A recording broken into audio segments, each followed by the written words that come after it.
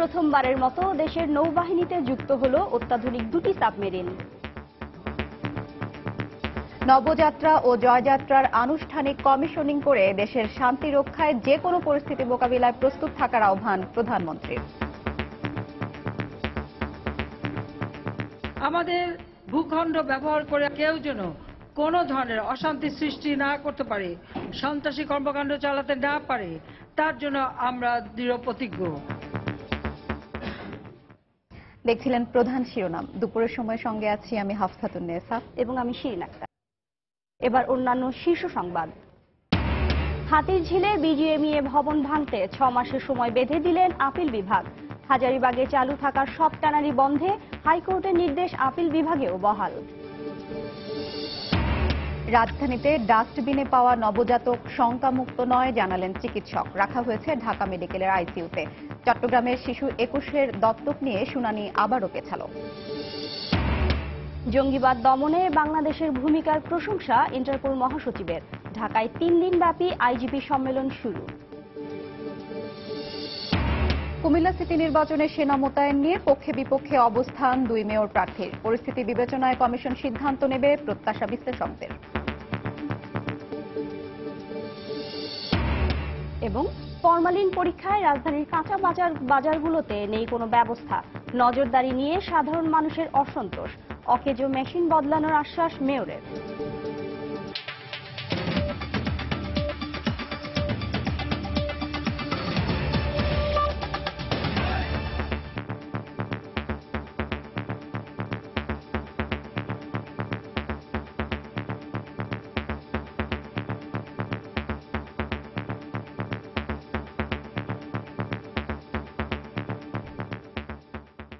প্রথমবারের মতো দেশের নৌবাহিনীর বহরে যুক্ত হল অত্যাধুনিক দুটি সাবমেরিন। সকালে চট্টগ্রাম নৌঘাঁটিতে নবযাত্রা ও জয়যাত্রা সাবমেরিন দুটির কমিশনিং করেন প্রধানমন্ত্রী শেখ হাসিনা। সংযুক্ত দুটি সাবমেরিনের ফলে নৌবাহিনীর সক্ষমতা অনেক বাড়বে উল্লেখ করে প্রধানমন্ত্রী বলেন, দেশের শান্তিতে কেউ আঘাত হানলে তার সমুচিত জবাব দেবে বাংলাদেশ। এজন্য যে কোনো চ্যালেঞ্জ মোকাবিলায় সৈনিকদের প্রস্তুত থাকার আহ্বান জানান তিনি। চট্টগ্রাম থেকে আজহার লিমনের রিপোর্ট। ঈশা খান নৌঘাটিতে নোঙর করে আছে নবযাত্রা এবং জয়যাত্রা, যেন ইতিহাস সৃষ্টির এক নতুন যাত্রার অপেক্ষা। রোববার বেলা 12টায় যখন ত্রিমাত্রিক নৌবাহিনীর উপকার প্রধানমন্ত্রী শেখ হাসিনা পতেঙ্গার নৌঘাটিতে উপস্থিত, তখন ট্রাম্পেটের সুর যেন মনে করে দিল সে মাহেন্দ্র খনের। শুরুতেই প্রধানমন্ত্রীকে গার্ড অব অনারে স্বাগত জানান নৌবাহিনীর চৌকস সদস্যরা। এরপর প্রধানমন্ত্রী সাবমেরিনের কমান্ডারদের হাতে তুলে দেন ডুবোযান্ত্রের দায়িত্ব, উন্মোচন করেন নাম ফলক। প্রতীকী প্রাণ সঞ্চার করা হয় সাবমেরিন দুটিতে। একে একে দৃশ্যপটে হাজির হয় বানৌজা বঙ্গবন্ধু, নেভাল এয়ারফোর্স এবং সোয়াটের চৌকস সদস্যরা। বাহিনীর উদ্দেশ্যে বক্তৃতা প্রদানকালে প্রধানমন্ত্রী বলেন, জাতির জনকের দেখানো পথ ধরে নৌবাহিনীকে আধুনিক করার কাজ করে যাচ্ছে সরকার। আমি জানি যে পৃথিবীর মাত্র গুটি কয়েক দেশে সাবমেরিন ব্যবহার করে থাকে, পরিচালনা করে থাকে। বাংলাদেশ আজকে সেই কয়েকটি দেশের মধ্যে একটি দেশ যারা আজকে সাবমেরিন পরিচালনা করতে সক্ষম। প্রধানমন্ত্রী বলেন, প্রতিবেশীদের সঙ্গে বাংলাদেশ সহ অবস্থানে বিশ্বাস করে, তবে কেউ সমুদ্র সীমার মধ্যে অবৈধ কর্মকাণ্ড চালালে তা প্রতিহত করারও ঘোষণা দেন তিনি। আমরা কারোর সাথে কখনো কোনো যুদ্ধে লিপ্ত হতে চাই না, কিন্তু যদি কেউ আমাদের আক্রমণ করে তাহলে আমরা যেন তার সমুচিত জবাব দিতে পারি, সেই প্রস্তুতি আমাদের সব সময় থাকবে। আমাদের ভূখণ্ড ব্যবহার করে আমাদের প্রতিবেশী দেশের সাথে কেউ যেন কোনো ধরনের অশান্তি সৃষ্টি না করতে পারে, সন্ত্রাসী কর্মকাণ্ড চালাতে না পারে, তার জন্য আমরা দৃঢ় প্রতিজ্ঞ। আপনাদের দেশপ্রেম, মেধা ও পরিশ্রম দিয়ে এই সাবমেরিন দুটির সর্বোত্তম ব্যবহার আপনারা নিশ্চিত করবেন। পরে ঊর্ধ্বতন কর্মকর্তাদের সঙ্গে নিয়ে সাবমেরিন দুটি পরিদর্শন করেন প্রধানমন্ত্রী শেখ হাসিনা। পরিবর্তনশীল বিশ্বে ভৌগোলিকভাবে গুরুত্বপূর্ণ এই বঙ্গোপসাগরে ক্রমেই অর্থনৈতিক এবং সামরিক বিকাশ হচ্ছে। নৌবহরে যুক্ত এই দুটি সাবমেরিন সেই পরিবর্তন এবং প্রতিযোগিতায় বাংলাদেশকে যেমন এগিয়ে রাখবে, তেমন এই পদক্ষেপকে সরকারের ত্রিমাত্রিক নৌবাহিনী গড়ার অংশ হিসেবে দেখছেন সংশ্লিষ্টরা। বাংলাদেশ নৌবাহিনীর ঈশা খান ঘাঁটি থেকে আজহার লিমন, সময় সংবাদ, পতেঙ্গা, চট্টগ্রাম। রাজধানীর হাতিরঝিল থেকে বাংলাদেশ পোশাক প্রস্তুত ও রপ্তানিকারক সমিতি বিজিএমই এর ভবন ভাঙতে চূড়ান্তভাবে 6 মাসের সময় বেঁধে দিয়েছেন আপিল বিভাগ। এ সময়ের মধ্যে না ভাঙলে রাজুককে 16তলা ভবনটি ভাঙার নির্দেশ দিয়েছেন আদালত। সকালে প্রধান বিচারপতি এসকে সিনহার নেতৃত্বে আপিল বিভাগের 3 সদস্যের বেঞ্চ এই আদেশ দেন। ভবনটি সরাতে 3 বছরের সময় চেয়ে আবেদন করেছিল বিজিএমইএ। 2006 সালের 8 অক্টোবর থেকে সোনারগাঁও হোটেলের পূর্ব পাশে হাতিরঝিল প্রকল্পে অবস্থিত 16তলা ভবনটি বাংলাদেশ পোশাক প্রস্তুত ও রপ্তানিকারক সমিতি বিজিএমইএ তাদের প্রধান কার্যালয় হিসেবে ব্যবহার করে আসছে। তখন থেকে হাতিরঝিল প্রকল্পের ভিতর বিরাটাকৃতির ভবনটি থাকা না থাকা নিয়ে নানা আলোচনা হয়ে আসছিল। তবে শেষ পর্যন্ত নানা আলোচনা সমালোচনার বিজিএমই ভবন ভাঙতে চূড়ান্তভাবে 6 মাসের সময় দিলেন আপিল বিভাগ। এর মধ্যে নিজ উদ্যোগে না ভাঙলে রাজুককে তা ভাঙার নির্দেশও দেওয়া হয় রায়ে। 2011 সালে এক আইনজীবীর করা রিটের প্রেক্ষিতে রোববার সকালে চূড়ান্ত রায় দেন আপিল বিভাগ। তারা 3.5 বছর সময়ের জন্য আবেদন করেছিল। আদালত আজকে শুনানি শেষে তাদেরকে শুধু 6 মাস সময় দিয়েছেন এবং এই 6 মাসের মধ্যে তারা এখান থেকে তাদের যে সমস্ত স্থাপনা আছে সেগুলো অপসারণ করবে। যদি তারা এর মধ্যে না ভাঙে তাহলে রাজুক এই ভবনটি ভেঙে ফেলবেন। হাইকোর্টের রায়তে আছে যে বিজিএমইএ ভবন ভাঙার জন্য যে খরচ তারা নিজেরা ভাঙবেন। যদি তারা নিজেরা না ভাঙেন তখন রাজুক ভাঙবে এবং খরচটা বিজিএমইএর কাছ থেকে রাজুক আদায় করবে। সুপ্রিম কোর্টের যে চূড়ান্ত আদেশ, সে আদেশের মাধ্যমে আমাদের এক ধরনের বিজয় হয়েছে।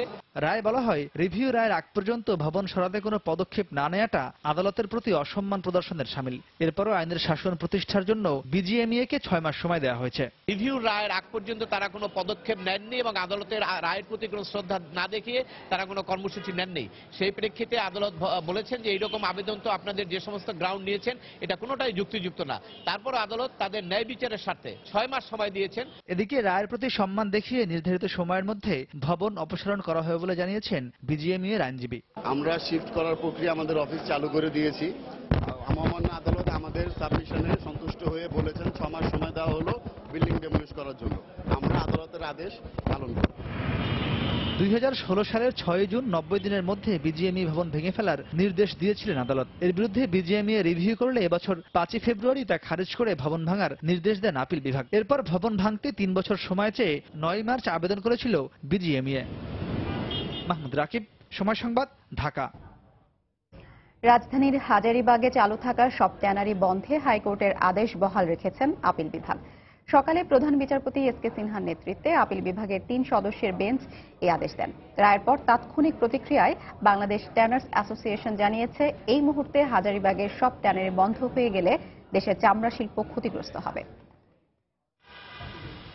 রাজধানীর হাজারীবাগে চালু থাকা সব ট্যানারি বন্ধে হাইকোর্টের আদেশ আপিল বিভাগেও বহাল রয়েছে। ট্যানারি মালিকদের আইনজীবীরা জুন পর্যন্ত সময় আবেদন করলেও তা খারিজ করে অবিলম্বে সব ট্যানারি বন্ধের নির্দেশ দেন আপিল বিভাগ। প্রধান বিচারপতি এসকে সিনহার নেতৃত্বে আপিল বিভাগের 3 সদস্যের বেঞ্চ এই আদেশ দেন। পাশাপাশি কারখানাগুলোর পানি, গ্যাস ও বিদ্যুৎ সংযোগ বিচ্ছিন্ন করতে পরিবেশ অধিদপ্তরকে ব্যবস্থা নেওয়ার নির্দেশও বহাল রাখা হয়। হাইকোর্ট যে আদেশ দিয়েছে ওই আদেশ অনুযায়ী ওদের সমস্ত কার্যক্রম চালাতে আমরা আমাদের ক্লায়েন্টকে আমরা এই রেস্ট্রিকশন দিয়ে দেবো যে আর ওরা তো অবশ্যই আদালতের আদেশ মানতে বাধ্য। 155টার মধ্যে 140টা ওখানে কনস্ট্রাকশন কাজ শুরু করেছে, 55টা অনেক দূর কাজ এগিয়ে গিয়েছে। হাজারীবাগে ট্যানারি চালু রাখার আর কোনো আইনি বৈধতা না থাকায় দ্রুত এই রায় বাস্তবায়নের আহ্বান জানিয়েছে পরিবেশবাদী আইনজীবী সংগঠন। তাদের কর্ম পরিচালনা করছে সে সমস্ত ট্যানারিকে অনতিবিলম্বে বন্ধ করে দিতে হচ্ছে। এরপরে আর সরকারের কালক্ষেপণ করার কোনো সুযোগ নেই। অবিলম্বে মানে অবিলম্বে সংযোগ বিচ্ছিন্ন করার দায়িত্ব দেওয়া হয়েছে পরিবেশ অধিদপ্তরের মহাপরিচালককে। কারণ পরিবেশ সংরক্ষণ আইনের 4 ধারা এবং 4-এর ক ধারা অনুযায়ী এটা তারই ক্ষমতা। তবে সেখানে যাতে কোনো অপ্রীতিকর ঘটনা ঘটতে না পারে সেজন্য ministry of industry, ministry of environment and forest এবং হোম মিনিস্ট্রিকে আলাদা করে বলে দেয়া। রায়ের পর প্রতিক্রিয়ায় বাংলাদেশ ট্যানার্স অ্যাসোসিয়েশনের সভাপতি জানান, এই মুহূর্তে হাজারীবাগের সব ট্যানারি বন্ধ হয়ে গেলে চামড়া শিল্প হুমকির মুখে পড়বে। এখান থেকে আমাদের রিলোকেশন হওয়া উচিত এবং আমরা আসলে যে আমরা সময় চেয়েছিলাম অন্ততপক্ষে জুন পর্যন্ত, যেহেতু সময় দেয়নি আপনার কিন্তু এখানে আপনার সেক্টরের আপনার আসলে বিশাল একটা ক্ষতি হবে। এখানে আমরা যে গ্লাস ফিনিশড যে এক্সপোর্ট করি সেখানে কিন্তু একটা বিরূপ প্রভাব পড়বে। এইখানে যদি আমাদেরকে গ্যাস সংযোগ না দেওয়া হয় অ্যাজ সুন এজ, তাহলে কিন্তু আপনার এই লেদার সেক্টর মুখ থুবড়ে পড়বে এবং আমি মনে করি যে এটা পাট শিল্পের মতন আপনার অবস্থান হবে। রপ্তানিতে কিন্তু আমরা রপ্তানি আর করতে পারছি না, হয় না। এখানে কোনো রিভিউর সুযোগ আছে, যেহেতু এখানে চিফ জাস্টিস মহোদয় এখানে আপনার এটা রায় বহাল রেখেছেন। এখানে আর কোনো রিভিউর সুযোগ নেই। এখন পর্যন্ত 43টি কারখানা সাভারের নতুন শিল্পনগরীতে স্থানান্তর করা হলেও হাজারীবাগে এখনো চালু রয়েছে 112টি কারখানা। ইমতিয়াজ আহমেদ, সময় সংবাদ, ঢাকা। দুপুরের সময় আরো থাকছে। নানা ব্যবস্থা নেওয়ার পরেও বিমানে সরাসরি যুক্তরাজ্যে পণ্য পরিবহনে ওঠেনি নিষেধাজ্ঞা। রপ্তানিতে পিছিয়ে পড়ছে বাংলাদেশ। কার্গো ভিলেজে দুর্নীতির অভিযোগ ব্যবসায়ীদের। রাজধানীর মিরপুরে ডাস্টবিন থেকে পাওয়া নবজাতকের অবস্থা আশঙ্কামুক্ত নয় বলে জানিয়েছেন চিকিৎসকরা। ঢাকা মেডিকেল কলেজ হাসপাতালে ভর্তি শিশুটিকে আরও কিছুদিন নিবিড় পর্যবেক্ষণে রাখতে হবে বলেও জানানো হয়েছে।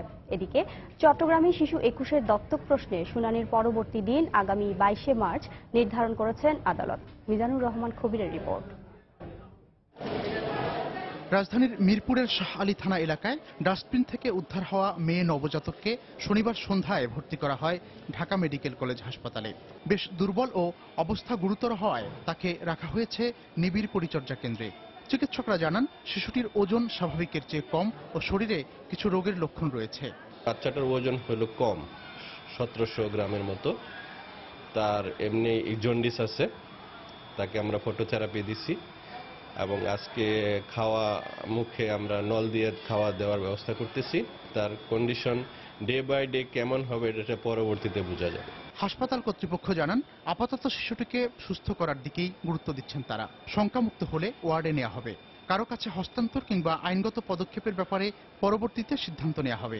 বাচ্চার গায়ে কিছু পিঁপড়ার কামড়ের জন্য কিছু জায়গায় লাল ক্ষতর মতো আছে, লো বার্থ ওয়েট যেটা বলি আমরা, সেই কারণে বাচ্চাটি এখন আশঙ্কামুক্ত নয়। তাছাড়া আদারওয়াইজ বাচ্চা স্টেবল। সুস্থ হলে আমরা পরবর্তীতে নিয়ম অনুযায়ী যে ব্যবস্থা নেওয়া দরকার ছোটমণি নিবাসে, আর যদি বাচ্চাকে অ্যাডপ্ট করতে চায় তাহলে কোর্টের মাধ্যমে আসলে সেই অনুযায়ী সে নিয়ে যাবে।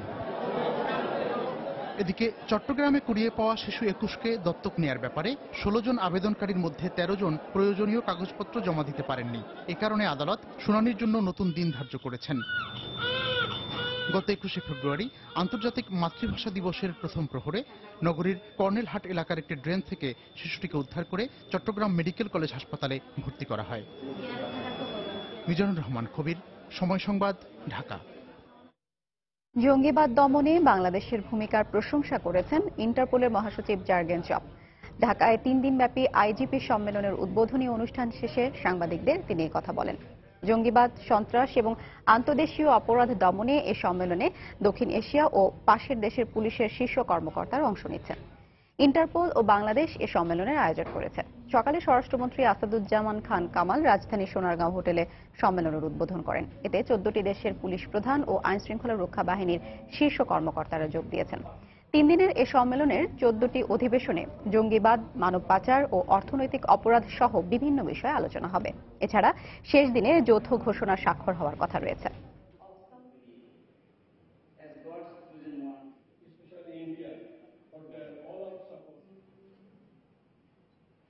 14টা দেশ আছে, এই দেশের পুলিশদের সাথে আমাদের to have the direct communication with the police agencies and to get the real time information and intelligence that we can carve down the militancy, terrorism and other transnational crime, thus to get the regional cooperation under the umbrella of the Interpol. Bangladesh police was also very successful in dismantling. জঙ্গিবাদ নির্মূলে বাংলাদেশ পুলিশের অনন্য সাফল্যে তাদের অভিনন্দন। সাধারণ মানুষের সহযোগিতা এই সাফল্যকে আরো ত্বরান্বিত করেছে। And specifically for their very successful approach. সাতক্ষীরার গুলিতে চরমপন্থী নেতা বিদ্যুৎ বাছার ও তার সহযোগী তালহা শেখ নিহত হয়েছে। পুলিশের দাবি বন্দুকযুদ্ধ। এই ঘটনায় পুলিশের এক এসআই সহ 2 জন আহত হয়েছেন। ঘটনাস্থল থেকে উদ্ধার করা হয় 4টি বোমা, 2টি শুটার গান ও 2টি রামদা। পুলিশ জানায়, গোপন সংবাদের ভিত্তিতে তালা উপজেলার রহিমাবাদ এলাকার একটি আম বাগানে অভিযান চালানো হয়। এ সময় পুলিশের উপস্থিতি টের পেয়ে তাদের লক্ষ্য করে গুলি ছোড়ে সন্ত্রাসীরা। আত্মরক্ষার্থে পুলিশও পাল্টা গুলি ছোড়ে। এ সময় অন্যরা পালিয়ে গেলেও ঘটনাস্থলে বিদ্যুৎ ও তালহার গুলিবিদ্ধ লাশ পড়ে থাকতে দেখে পুলিশ। তাদের লাশ উদ্ধার করে সদর হাসপাতালের মর্গে পাঠানো হয়। নিহত বিদ্যুৎ বাছার পূর্ব বাংলা কমিউনিস্ট পার্টির আঞ্চলিক কমান্ডার। তার বিরুদ্ধে হত্যা, চাঁদাবাজি সহ 14টি মামলা রয়েছে বলে জানিয়েছে পুলিশ। সে স্থানীয় ডাকাত এবং একসময় সে আন্ডারগ্রাউন্ডের সদস্য ছিল এবং সে নিজে একটি বাহিনী গঠন করেছিল, বিদ্যুৎ বাহিনী। সে বিদ্যুৎ বাহিনীর প্রধান বিদ্যুৎ এবং তার সহযোগী, সেও একজন সন্ত্রাসী, তার নামে বিভিন্ন নাশকতা মামলা রয়েছে, তালহা। তাদেরকে স্থানীয় লোকজন তাদেরকে শনাক্ত করে। জঙ্গি বিরোধী অভিযানের অংশ হিসেবে আইন শৃঙ্খলা রক্ষা বাহিনীর বিশেষ অভিযানে দেশের বিভিন্ন স্থান থেকে নিষিদ্ধ ঘোষিত জঙ্গি সংগঠন জেএমবি, হিজবুত তাহরির ও জামায়াত শিবিরের শতাধিক নেতাকর্মীকে আটক করা হয়েছে। পুলিশ জানায়, মধ্যরাতে চট্টগ্রামের ডবল মুরিং ঝর্ণা এলাকায় গোপন সংবাদের ভিত্তিতে অভিযান চালানো হয়।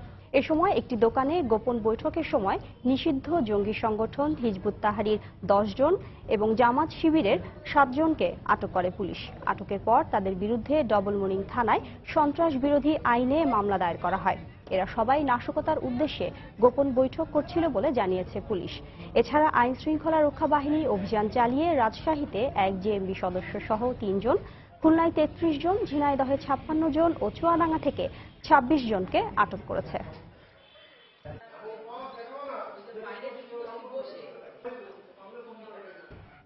দেখছেন দুপুরের সময়। দুরন্ত বাইসাইকেল, উড়ে চলো দুরন্ত গতিতে। কুমিল্লা সিটি নির্বাচনে সেনা মোতায়েনের পক্ষে বিপক্ষে অবস্থান নিয়েছেন প্রধান 2 মেয়র প্রার্থী। বিএনপির প্রার্থী সেনা মোতায়েনের দাবি জানালেও আওয়ামী লীগ প্রার্থী কোনো প্রয়োজনীয়তা দেখছেন না। রিটার্নিং কর্মকর্তা ভরসা করছেন র্যাব, পুলিশের ওপরই। তবে পক্ষে বিপক্ষে যুক্তিতর্ক যাই থাক, উদ্ভূত পরিস্থিতি বিবেচনায় কমিশন যথাসময়ে সঠিক সিদ্ধান্ত নেবে বলে মনে করেন বিশ্লেষকরা। কুমিল্লা প্রতিনিধি বাহার রায়হানকে সঙ্গে নিয়ে সাইফুল ইসলামের ক্যামেরায় সালাউদ্দিন সুমনের রিপোর্ট। কুমিল্লা সিটি নির্বাচনকে কেন্দ্র করে ইতোমধ্যেই নগরীতে নজরদারি বাড়িয়েছে আইন শৃঙ্খলা রক্ষাকারী বাহিনী। র্যাব, পুলিশের পাশাপাশি বিজিবির তৎপরতাও চোখে পড়ছে কখনো কখনো। এছাড়া জোরদার করা হয়েছে গোয়েন্দা নজরদারিও। এরপরেও নির্বাচনে আইন শৃঙ্খলা পরিস্থিতি নিয়ে শঙ্কা কাটছে না বিএনপি দলীয় মেয়র প্রার্থী মনিরুল হক সাক্কুর। তবে অস্থিতিশীল পরিস্থিতি সৃষ্টি হওয়ার মতো কোনো কারণ দেখছেন না আওয়ামী লীগের প্রার্থী আঞ্জুম সুলতানা সীমা। এখন পর্যন্ত যে পরিবেশ, এটা সুষ্ঠু একটা নির্বাচন করার জন্য যে পরিবেশ দরকার, সেই পরিবেশই বিদ্যমান আছে। সেনা মোতায়েনের দরকার আছে না, আমার মতে সেনা মোতায়েনের কোনো দরকার নেই। আর্মি তো আমাদের ভাই, এটা তো অন্য কিছু না। বিজিবি দিতে পারে, পুলিশ দিতে, র্যাব দিতে, আর্মি দিলে অসুবিধা কি? এটা তো অন্যখান থেকে না, বা বিদেশি কোনো লোক না। জনগণ চাইলে তারা যদি নির্বাচন কমিশন মনে দেওয়া উচিত। আইন শৃঙ্খলা রক্ষা বাহিনীর সঙ্গে বৈঠক করে ইতোমধ্যেই প্রধান নির্বাচন কমিশনার সেনা মোতায়েন নিয়ে কমিশনের অবস্থানও পরিষ্কার করেছেন। প্রায় একই সুরে কথা বললেন রিটার্নিং কর্মকর্তাও। পর্যাপ্ত ব্যবস্থা রয়েছেন, পর্যাপ্ত পুলিশ ফোর্স, স্ট্রাইকিং ফোর্স আছে। তাছাড়া এক্সিকিউটিভ ম্যাজিস্ট্রেট দিচ্ছে পর্যাপ্ত পরিমাণে এবং জুডিশিয়াল ম্যাজিস্ট্রেট আসবে। সুতরাং এখানে কোন রকম অনিয়ম বা কারচুপি করার কোনো সুযোগ আছে বলে আমার কাছে মনে হয় না। গ্রহণযোগ্যতা ও ইতিবাচক ভাবমূর্তি গড়ে তোলার স্বার্থে বৈশ্বিক নির্বাচনে যা কিছু দরকার কমিশন তার সবই করবে বলে আশাবাদ এই বিশ্লেষকের। সেনাবাহিনীকে প্রস্তুত থাকতে বলা হয়েছে, তার মানে এটা নির্বাচন কমিশন একবার উড়িয়ে দেননি। প্রয়োজন হলে ডাকবেন, প্রয়োজন না হলে কেন ডাকবেন? পরিস্থিতি নিয়ন্ত্রণে রাখতে চিহ্নিত সন্ত্রাসীদের উপর নজরদারি বাড়ানোর পাশাপাশি অবৈধ অস্ত্র উদ্ধারের তাগিদ দিচ্ছেন অনেকেই। নির্বাচনে সেনা মোতায়েনের পক্ষে বিপক্ষে ইতোমধ্যেই তর্ক বিতর্ক শুরু হয়ে গেছে। এই বিতর্ক কোথায় গিয়ে থামবে তা অনেকটাই নির্ভর করছে এই নির্বাচন কতটা অবাধ, সুষ্ঠু ও নিরপেক্ষ হয় তার উপরই। সালাউদ্দিন সুমন, সময় সংবাদ, কুমিল্লা। দুপুরের সময় আরো থাকছে। ঝোড়ো হাওয়ার কারণে কক্সবাজার সহ দেশের সমুদ্র বন্দরে 3 নম্বর সতর্কতা সংকেত বহাল। জাহাজ চলাচল বন্ধ থাকায় 5 শতাধিক পর্যটক আটকা পড়েছেন সেন্ট মার্টিনে। ফলের মৌসুম ছাড়া বছরের অন্য সময় কাঁচা বাজারগুলোতে খাদ্যে ফরমালিন বা রাসায়নিক পরীক্ষা এখন আর করা হয় না। মনিটরিং এরও কোনো ব্যবস্থা নেই। তাই ভোক্তারা আসলে কি খাচ্ছেন এবং তা কতটুকু নিরাপদ সে প্রশ্ন থেকেই যাচ্ছে। তাই বাজারে খাদ্যে ফরমালিন ও স্বাস্থ্যের জন্য ক্ষতিকর রাসায়নিক শনাক্তের ব্যবস্থা আবারও জোরদার করার কথা জানালেন ভোক্তারা। সেলিয়া সুলতানার রিপোর্ট। এখন যে কোনো ফলই কিনেন না, আপনি যে কোনো ফল কিনেন, ওই ফল পুষবে না, ভিতরটা শুকিয়ে যাবে। আগে মাছ মাংস দেখা যায় বাসি থাকতো, কিন্তু এখন মাছগুলো কম হয়ে গেছে। মেন হচ্ছে ফলগুলো খাওয়া যাচ্ছে না। খাবারে ফরমালিন বা কেমিক্যাল আছে কিনা কিভাবে বুঝতে পারেন, এমন প্রশ্নের উত্তরে ভোক্তারা তাদের অভিজ্ঞতা তুলে ধরেন। এসব ভোক্তার রয়েছে বর্তমান বাজার মনিটরিং ব্যবস্থা নিয়েও অভিযোগ। ফরমালিন যে আছে এখনো এটাও বোঝা যায়, কারণ ওইভাবে নষ্ট হয় না। বাজার মনিটরিং কেউ করে না, কেউ আসে না বাজার দেখতেও। আমার তো চোখে সিটি কর্পোরেশন লোক পড়ে না। সাইনবোর্ড লাগানো আছে কোনটা কি দর কিন্তু ওই দরে কোনটাই বিক্রি হচ্ছে না। বিশ্বাসের উপরে বাজার করতে হয়। রাজধানীর বাজারগুলোতে ঘুরে দেখা যায় 2012 সালে রাজধানীর মোহাম্মদপুর, শান্তিনগর, মহাখালী, গুলশান 2, মগবাজার ও কাপ্তান বাজার সহ বেশ কিছু কাঁচা বাজারকে ফরমালিন মুক্ত ঘোষণা করা হয়। দেয়া হয় ফরমালিন ডিহাইড্রেট যন্ত্র। এছাড়া খাদ্যে ফরমালিন শনাক্ত করতে যেসব যন্ত্র দেওয়া হয়েছিল সেসব যন্ত্র ত্রুটিপূর্ণ হওয়ায় সেগুলো বাজার থেকে তুলে নেওয়ার আদেশ দেন হাইকোর্ট। এরপর আর কোনো ব্যবস্থা নেওয়া হয়নি। কিন্তু সময়ের সাথে সাথে এসব যন্ত্র হয়ে গেছে অকেজো, জানান বাজার কর্তৃপক্ষরা। এখন কোনো পরীক্ষা ছাড়াই কেনা বেচা হয় এসব বাজারে। দুইটা মেশিনে অকেজো হয়ে রয়েছে। এই মেশিনগুলো বাজারে একান্ত প্রয়োজন, বিশেষ করে ফরমালিন তো 100% প্রয়োজন। এটা তো জরুরি, এটা সবসময় এটা দেখার জন্য, নাহলে তো মানুষের প্রতারণা হয়। এদিকে বাজার মনিটরিং ও ভোক্তা অধিকার সংরক্ষণে সিটি কর্পোরেশনের তৎপরতা আরো বাড়ানো উচিত বলে মনে করেন কনজিউমার্স অ্যাসোসিয়েশন অব বাংলাদেশের সভাপতি গোলাম রহমান। এই উদ্যোগটা যদি আবার নেওয়া হয় এবং মোবাইল কোর্টগুলিকে যদি শক্তিশালী করা হয় তাহলে বাজারে ইতিবাচক প্রভাব পড়বে। দক্ষিণ সিটি কর্পোরেশনের মেয়র জানালেন, এই সিটি কর্পোরেশনের অধীনে থাকা বাজারগুলোতে আবারও দেয়া হবে ফরমালিন ডিটেক্ট যন্ত্র। যে সমস্ত বাজারগুলোতে ফরমালিন ডিভাইস যেগুলো ডিটেক্টর যেগুলো রয়েছে, যেগুলো আপনার যদি ইনঅ্যাক্টিভ থাকে আমরা সেটাকে সাপ্লাই করে দেব। এছাড়া বাজার ব্যবস্থাপনা ও মনিটরিং ছাড়াও কাঁচা বাজারগুলোর উন্নয়নে সিটি কর্পোরেশনের সহযোগিতা আরো বাড়ানো প্রয়োজন বলে মনে করেন ভোক্তারা। সেলিয়া সুলতানা, সময় সংবাদ, ঢাকা। বাংলাদেশ থেকে বিমানে সরাসরি পণ্য পরিবহনে যুক্তরাজ্যের নিষেধাজ্ঞা প্রত্যাহারে সরকার ব্রিটিশ প্রতিষ্ঠান নিয়োগ সহ বিভিন্ন পদক্ষেপ নিলেও 1 বছরে ওঠেনি নিষেধাজ্ঞা। ফলে ইউরোপের বাজারে সবজি রপ্তানি কমে গেছে, আটকে গেছে রপ্তানিকারকদের বিপুল পরিমাণ বকেয়া পাওনা অর্থ। এছাড়া জরুরি প্রয়োজনে তৈরি পোশাক রপ্তানি এবং পণ্য আমদানিতে খরচ ও সময় বেশি লাগছে। এদিকে শাহজালাল আন্তর্জাতিক বিমানবন্দরের নিরাপত্তা ব্যবস্থা পর্যবেক্ষণে এ মাসেই আসছে যুক্তরাজ্যের পরিবহন বিভাগের একটি দল। বিমানমন্ত্রীর প্রত্যাশা, প্রয়োজনীয় পদক্ষেপ নেয় নিষেধাজ্ঞা প্রত্যাহার করবে ব্রিটেন। বিস্তারিত জানাচ্ছেন হাজেরা শিউলি। নিরাপত্তা ঘাটতির কারণ দেখিয়ে 2016-র 8 মার্চ বাংলাদেশ থেকে সরাসরি বিমানে পণ্য পরিবহনের ওপর নিষেধাজ্ঞা আরোপ করে যুক্তরাজ্য। উদ্ভূত পরিস্থিতিতে সরকার নিরাপত্তা ব্যবস্থার উন্নয়নে গত বছরের 21শে মার্চ ব্রিটিশ প্রতিষ্ঠান রেডলাইন এভিয়েশনকে নিযুক্ত করে। কিছুদিন না যেতেই একই কারণে জার্মানির বেসামরিক বিমান পরিবহন কর্তৃপক্ষ লুফথানসাও বাংলাদেশ থেকে আকাশপথে সরাসরি পণ্য পরিবহন বন্ধ করে দেয়। এর মধ্যে পার হয়েছে 1 বছর। ব্যবহারকারীদের অভিযোগ, নিরাপত্তা ব্যবস্থার উন্নয়নে সিসি ক্যামেরা স্থাপন সহ বেসরকারিভাবেও অনেক অর্থ বিনিয়োগ করা হয়েছে। এতে নিরাপত্তা ব্যবস্থার উন্নয়ন হলেও কার্গো ভিলেজে দুর্নীতি কমছে না। সিভিল এভিয়েশন, বিমান বাংলাদেশ এয়ারলাইন্স সহ আমরা বাংলাদেশ ফ্রেট ফ্রড অ্যাসোসিয়েশন আমাদের প্রচুর অর্থ লগ্নি করেছি। আমরা আমাদের সিকিউরিটি সিস্টেমকে ডেভেলপ করেছি, তার সাথে দুর্নীতি কিন্তু বেড়েছে। আকাশপথে এই নিষেধাজ্ঞার কারণে সবচেয়ে বেশি ক্ষতিগ্রস্ত হয়েছে সবজি সহ পচনশীল পণ্য রফতানি। সরাসরি ফ্লাইট না থাকায় পণ্য রফতানি ও আমদানিতে খরচ বেড়েছে। ইউরোপের মার্কেটে আমাদের 35 থেকে 40% এক্সপোর্ট বন্ধ হয়ে গেছে। যাদের বকেয়া ছিল, রেমিটেন্স গুলো এখনো পর্যন্ত অনাদায়ী অবস্থায় পড়ে আছে। হয়তো কিছু কিছু বায়ার আছে, হয়তো তার ব্যবসা অন্যদিকে ডাইভার্ট করে নিয়েছে। ডিরেক্ট ফ্লাইটে রপ্তানি করতে পারছি না। ফুড গ্রেনস বলেন, ভেজিটেবলস বলেন, পচনশীল আইটেম বলেন, ইন এডিশন পোশাকের কিন্তু ডিরেক্ট এক্সপোর্ট হয়ে থাকে। সময়ও বেশি লাগে, কষ্টও বৃদ্ধি পায়। তবে বিমানমন্ত্রী বলছেন, যুক্তরাজ্যের চাহিদা অনুযায়ী নিরাপত্তা ব্যবস্থার উন্নয়ন করা হয়েছে। তার প্রত্যাশা, এবারের সফরে যুক্তরাজ্যের পরিবহন বিভাগ নিষেধাজ্ঞা প্রত্যাহারের সুপারিশ করবে। অনেকগুলো পদক্ষেপ নিয়েছি, তারপরও তাদের একটা টিম, ডিএফটির টিম 17-18 তারিখে আসবে, তারা আবার দেখবে। আশা করি যে এবার তারা অনেক ভালো অভিজ্ঞতা পাবে এবং নিশ্চয়ই তারা সুপারিশ করবে যে এটা তুলে নেওয়া হোক। তৈরি পোশাক সহ বাংলাদেশের মোট রপ্তানি আয়ের সিংহভাগ আসে ইউরোপীয় ইউনিয়নের দেশগুলো থেকে। বিশ্লেষকদের মতে, আকাশপথে সরাসরি পণ্য পরিবহনে নিষেধাজ্ঞা না উঠলে রপ্তানির বাজারে প্রতিযোগিতায় সক্ষমতা হারাতে পারে বাংলাদেশ। হাজেরা শিউলি, সময় সংবাদ, ঢাকা। লঘুচাপের প্রভাবে ঝোড়ো হাওয়ার আশঙ্কায় কক্সবাজার সহ দেশের সমুদ্র বন্দরগুলোতে 3 নম্বর স্থানীয় সতর্কতা সংকেত বহাল রয়েছে। বন্ধ রয়েছে সেন্ট মার্টিন দ্বীপে পর্যটকবাহী জাহাজ চলাচল। এতে দ্বীপে আটকা পড়েছেন 5 শতাধিক পর্যটক। সুজাউদ্দিন রুবেলের তথ্য ও মোহাম্মদ ফরাজের ছবি নিয়ে ডেস্ক রিপোর্ট। দেশের একমাত্র প্রবাল দ্বীপ সেন্ট মার্টিন, যেখানে বিপুল সংখ্যক পর্যটক প্রতিদিন ভ্রমণে যান। বিশেষ করে নভেম্বর থেকে এপ্রিল পর্যন্ত টানা 6 মাস সেন্ট মার্টিনের পর্যটন মৌসুম।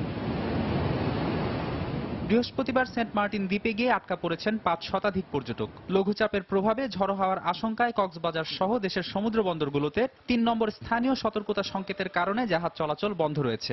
এতে আটকা পড়ায় পর্যটকরা দুশ্চিন্তায় পড়েছেন। বৃহস্পতি শুক্রবার আমাদের চলে যাওয়ার কথা ছিল, কিন্তু কালকে সারাদিন আটকা, আজকেও তো এখন আমরা লাস্ট মোমেন্টে এসে যাইতে পারতেছি না। 2 দিন আগে ফ্যামিলি নিয়ে আসছি সেন্ট মার্টিনে, তো এখন মানে একদিনের জন্য থাকার কথা, একদিন জায়গায় আজকে 3 দিন হয়ে গেছে, যেতে পারতেছি না। গত মৌসুমে 6 মাসে সেন্ট মার্টিন দ্বীপে 5 লাখ পর্যটক ভ্রমণ করলেও এবছর আবহাওয়াগত কারণে তা হবে কিনা এ নিয়ে চিন্তিত ব্যবসায়ীরা। ব্যবসার চাইতে আমরা পর্যটকদের নিরাপত্তাটা বেশি অনুভব করি, যার কারণে আমরা নিজেরা চালাচ্ছি না। অনেক রিজার্ভেশন ক্যান্সেল হয়ে গেছে আমরা রিজার্ভেশনের টাকা পয়সা গেস্টদেরকে ফেরত দিচ্ছি। আমাদের পক্ষ থেকে ওনাদের ফিরিয়ে আনার জন্য, নিয়ে আসার জন্য এখানে কোথাও আমাদের গাফিলতি নেই, তবে সিস্টেমের কারণে আমরা যেতে পারছি না।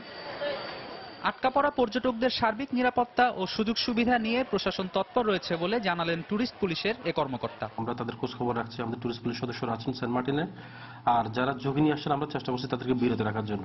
তারপরে বেশ কিছু পর্যটক চলে এসেছেন, আমরা চেষ্টা করছি তাদেরকে প্রতিরোধ করার জন্য, তারা যাতে সেফে থাকেন। আবহাওয়া অফিসের তথ্য মতে আরো কয়েকদিন এ পরিস্থিতি অব্যাহত থাকবে। পরিস্থিতি স্বাভাবিক হলেই জাহাজ চলাচল শুরু হবে। সময় সংবাদ, কক্সবাজার। অসময়ে কয়েক দফা বৃষ্টিতে তলিয়ে গেছে বরগুনার কয়েকশো হেক্টর তরমুজের ক্ষেত।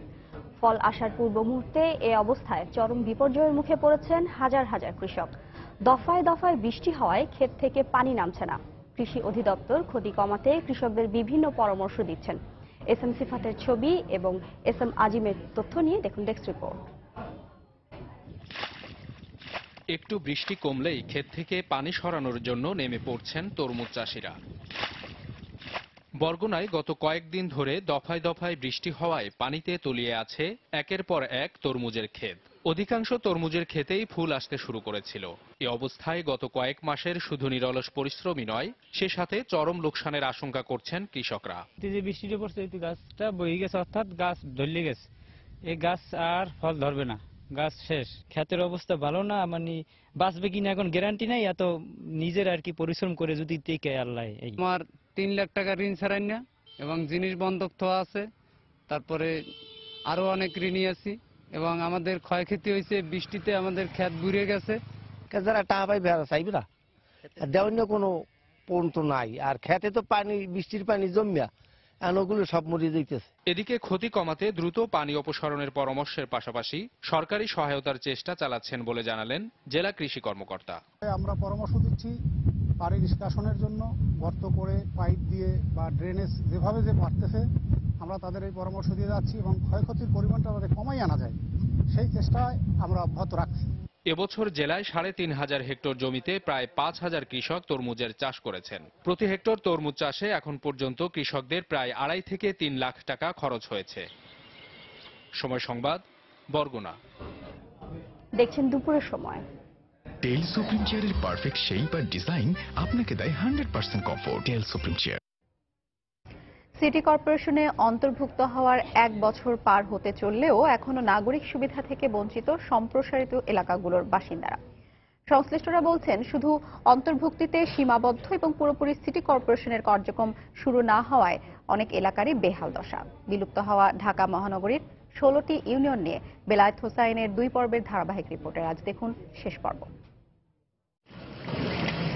খানাখন্দে ভর্তি উঁচু নিচু রাস্তা, সব ধরনের যানবাহনকেই বেগ পেতে হয় গন্তব্যে পৌঁছাতে। এমন বেহাল দশা ঢাকা মহানগরীর দক্ষিণখান ইউনিয়নের প্রধান সড়কের।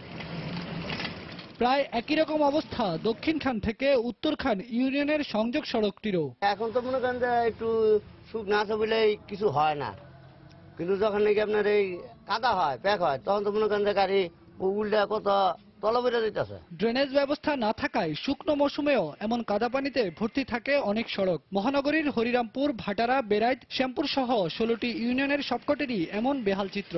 বছরখানেক আগে এই ইউনিয়নগুলোকে সিটি কর্পোরেশনে অন্তর্ভুক্ত করা হলেও এখনো সেই অর্থে কোনো কার্যক্রম শুরু হয়নি। ফলে বর্জ্য ব্যবস্থাপনা, সুয়ারেজ লাইন, মশক নিবারণ সহ অনেক সেবা থেকেই বঞ্চিত এলাকার বাসিন্দারা। ট্রেনগুলো জাম হয়ে গেছে, এখান থেকে মানে আপনি বড় ধরনের কোন রকমের মানে কি সুয়ারেজ লাইন নেই। এলাকার তো মানুষ তাই আমরা তো গরু ছাগল থাকি না, রাস্তাতে হাঁটুন লাগে, আমরা কার কাছে যাবো? সংশ্লিষ্টরা বলছেন ভূমি হস্তান্তর কর থেকে পাওয়া মাত্র 1% বরাদ্দ দিয়ে সিটি কর্পোরেশনের সমান নাগরিক সেবা দেওয়া সম্ভব হচ্ছে না। আমরা সিটিতে আসি নামে মাত্র, কিন্তু সিটি কর্পোরেশন কার্যকলাপ এখনো শুরু হয় নাই।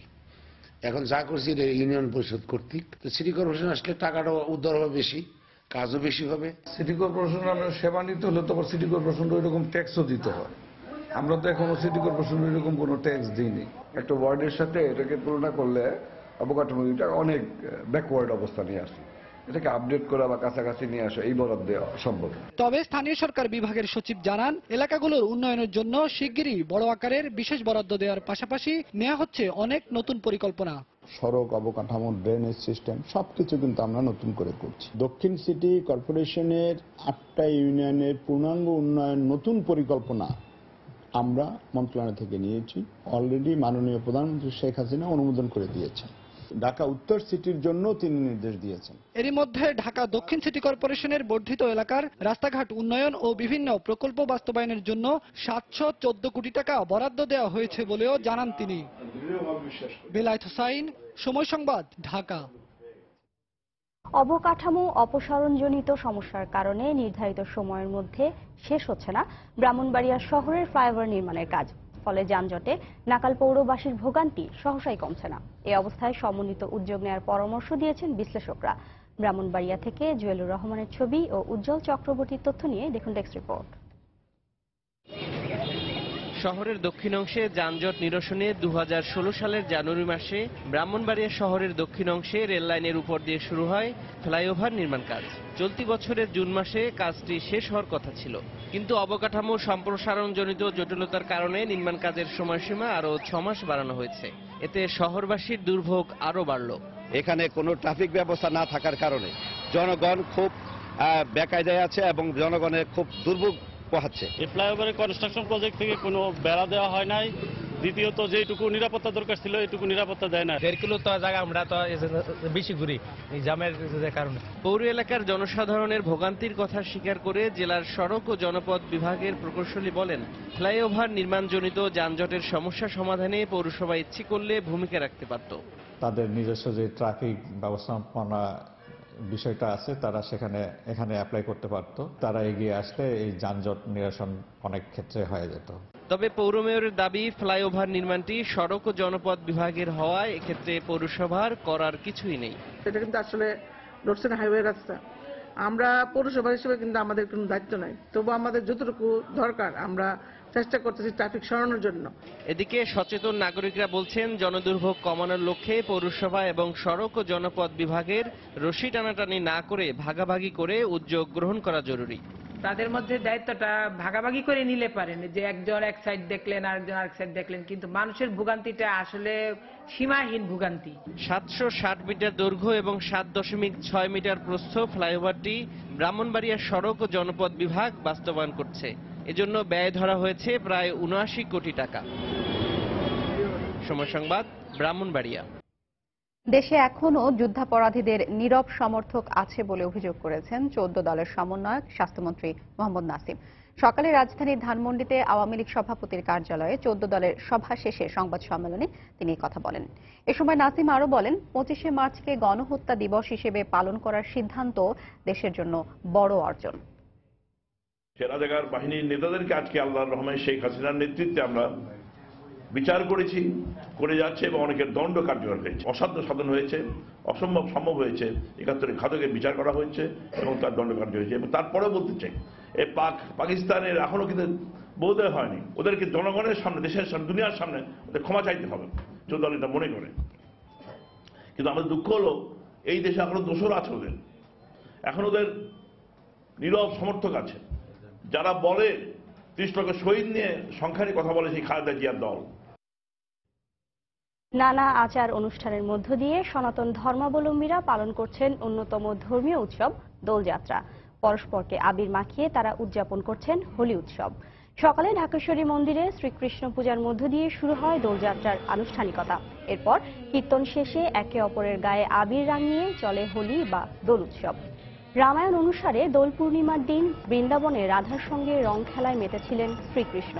সে ঘটনা থেকেই এই উৎসবের উৎপত্তি। তাই ভক্তরাও এদিন আবির ও রং নিয়ে মাতেন খেলায়। দোলযাত্রা উপলক্ষে আয়োজিত উৎসবে সৃষ্টিকর্তার কাছে ন্যায়ের বিজয় ও অন্যায়ের বিনাশ প্রার্থনা করেন ভক্তরা।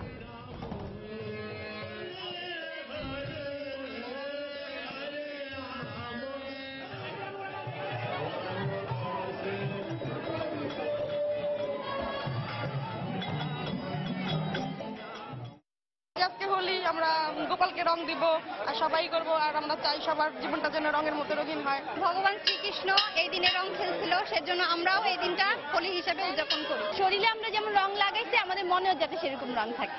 আমি হিন্দু, আমার দুই ফ্রেন্ড মুসলমান, তো ওইদিকে মুসলমান আর হিন্দু ফ্যাক্ট না, সবাই মজা করতেছে এই আনন্দে। দেশের বাইরের খবর। নেদারল্যান্ডসে তুর্কি সরকারের পক্ষে সমাবেশ করতে না দেওয়ার জেরে এবার আঙ্কারায় ডাচ দূতাবাস বন্ধ করে দিয়েছে তুরস্ক। এর আগে শনিবার রাতে রটারডামে তুর্কিদের পূর্ব নির্ধারিত প্রচার সমাবেশে বাধা দেয় নেদারল্যান্ডসের দাঙ্গা পুলিশ। একই সঙ্গে তুরস্কের পররাষ্ট্রমন্ত্রীকে সেদেশে প্রবেশ করতে দেওয়া হয়নি। এর প্রতিক্রিয়ায় ডাচদের নাৎসির অবশেষ ও ফ্যাসিস্ট বলে উল্লেখ করেন তুর্কি প্রেসিডেন্ট রিসেপ তাইপ এরদোয়ান। আগামী মাসে তুরস্কে অনুষ্ঠেয় গণভোট নিয়ে সরকারের পক্ষে প্রবাসী তুর্কিদের প্রচারণা এবার নেদারল্যান্ডসেও বাধার মুখে পড়ল। রটারডাম শহরে এ ধরনের একটি সমাবেশের অনুমতি না দেয় শনিবার তুরস্কের দূতাবাসের বাইরে জড়ো হয় বিক্ষুব্ধ প্রবাসী তুর্কিরা। এ সময় পুলিশ তাদের বাধা দিলে দুপক্ষের মধ্যে শুরু হয় সংঘর্ষ। এক পর্যায়ে দাঙ্গা পুলিশ জলকামান ব্যবহার ও লাঠিপেটা করে বিক্ষোভকারীদের ছত্রভঙ্গ করে দেয়। তুরস্কে প্রেসিডেন্টের হাতে আরও বেশি ক্ষমতা দিয়ে সংবিধান সংশোধনের জন্য আগামী এপ্রিলে গণভোট অনুষ্ঠানের কথা রয়েছে। এই গণভোটের পক্ষে এক প্রচার সভায় অংশ নেওয়ার জন্য নেদারল্যান্ডসে আসার কথা ছিল তুর্কি পররাষ্ট্রমন্ত্রী মেভলুত কাভুসোগলুর, কিন্তু শনিবার তাকে দেশটিতে ঢুকতেই দেয়নি ডাচ কর্তৃপক্ষ। এই ঘটনায় ক্ষুব্ধ হয়ে নেদারল্যান্ডস সরকারকে নাৎসি হিটলারের অনুসারী বলে আখ্যা দেওয়ার পাশাপাশি তুরস্কে আর কোনো ডাচ ফ্লাইট অবতরণ করতে না দেওয়ার হুমকি দেন তুর্কি প্রেসিডেন্ট। তারা রাজনৈতিক শিষ্টাচার বা কূটনীতির কিছুই জানে না। তারা ভীরু ও কাপুরুষ। তারা যা করেছে তা কূটনৈতিক শিষ্টাচার বহির্ভূত। এ ধরনের আচরণের মধ্য দিয়ে তারা নিজেদেরকে ফ্যাসিস্ট হিসেবে পরিচয় দিয়েছে। এরদোয়ানের এই মন্তব্যকে মাতালের অসংলগ্ন প্রলাপ বলে উল্লেখ করেছেন ডাচ প্রধানমন্ত্রী মার্ক রুট। নেদারল্যান্ডসের মাটিতে তুরস্কের রাজনৈতিক সভা সমাবেশের কোনো অধিকার নেই বলেও মন্তব্য করেন তিনি। আমরা আগে থেকেই তাদেরকে জানিয়ে দিয়েছিলাম আমরা এ ধরনের সমাবেশের বিরুদ্ধে। তুর্কি পররাষ্ট্রমন্ত্রী চাইলে এখানে তাদের কনসুলেট ভবনে অথবা তাদের কোনো কূটনীতিকের বাসভবনে ছোট পরিসরে সমাবেশের আয়োজন করতে পারতেন। আমরা সেক্ষেত্রে তা সুষ্ঠুভাবে আয়োজনে তাদেরকে প্রয়োজনীয় দিক নির্দেশনা দিতে পারতাম, কিন্তু নেদারল্যান্ডসের রাস্তায় আমরা তাদেরকে এ ধরনের রাজনৈতিক সমাবেশের অনুমতি দিতে পারি না। দুপক্ষের উত্তপ্ত বাক্য বিনিময়ের মধ্যেই শনিবার আঙ্কারায় ডাচ দূতাবাস ও ইস্তাম্বুলের নেদারল্যান্ডসের কনসুলেটে তালা লাগিয়ে দেয় তুরস্ক সরকার। নিরাপত্তাজনিত কারণ দেখিয়ে ডাচ কর্মকর্তাদের কার্যালয়ে প্রবেশ ও বাড়ির বাইরে যাওয়ার উপর নিষেধাজ্ঞা আরোপ করা হয়। এর মধ্যেই আঙ্কারা ও ইস্তাম্বুলে ডাচ সরকার বিরোধী বিক্ষোভ করে তুরস্কের সরকারপন্থীরা। তারা নেদারল্যান্ডসের বিরুদ্ধে তুরস্কের সঙ্গে বৈরী আচরণের অভিযোগ তোলে। তুর্কি পররাষ্ট্রমন্ত্রী মেভলুত কাভুসোগলুকে নেদারল্যান্ডসে নামতে না দেয়ায় শনিবার রাতে তিনি ফ্রান্সে পৌঁছান। সেখানেও তুর্কি সরকারের পক্ষে এক জনসভায় বক্তব্য দেওয়ার কথা রয়েছে তার। তুরস্কে আসন্ন গণভোট নিয়ে জার্মানি, অস্ট্রিয়া ও সুইজারল্যান্ডেও প্রচারণা নিষিদ্ধ করা হয়েছে। রিয়াদুল ইসলাম, সময় সংবাদ।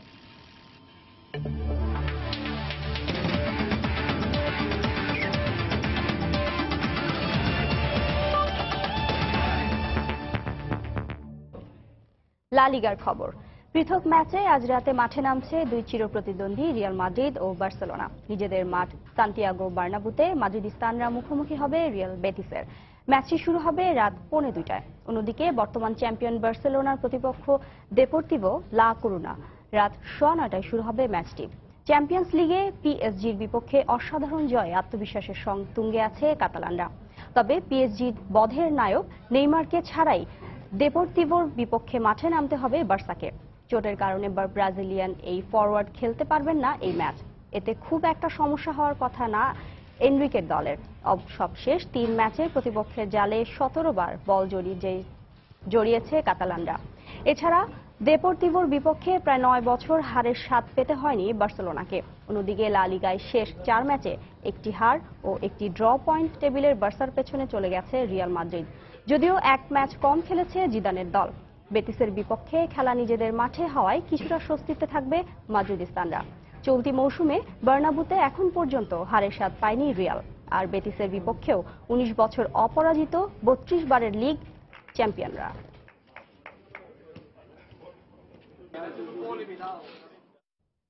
দুপুর সময় পর্যায়ে শীর্ষ সংবাদ জানিয়ে দিচ্ছি আরেকবার।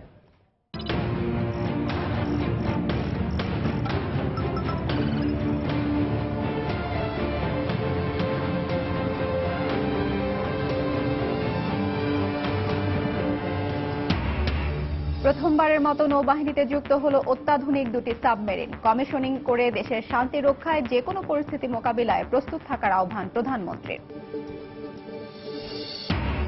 হাতিরঝিলে বিজিএমইএ ভবন ভাঙতে 6 মাসের সময় বেঁধে দিলেন আপিল বিভাগ। হাজারীবাগে চালু থাকা সব ট্যানারি বন্ধে হাইকোর্টের নির্দেশ আপিল বিভাগেও বহাল। রাজধানীতে ডাস্টবিনে পাওয়া নবজাতক শঙ্কামুক্ত নয় জানালেন চিকিৎসক। রাখা হয়েছে ঢাকা মেডিকেলের আইসিইউতে। চট্টগ্রামে শিশু 21-এর দত্তক নিয়ে শুনানি আবারও পেছালো। জঙ্গিবাদ দমনে বাংলাদেশের ভূমিকার প্রশংসা ইন্টারপোল মহাসচিবের। ঢাকায় 3 দিনব্যাপী আইজিপি সম্মেলন শুরু। এবং কুমিল্লা সিটি নির্বাচনে সেনা মোতায়েন নিয়ে পক্ষে বিপক্ষে অবস্থান 2 মেয়র প্রার্থীর। পরিস্থিতি বিবেচনায় কমিশন সিদ্ধান্ত নেবে, প্রত্যাশা বিশ্লেষকদের।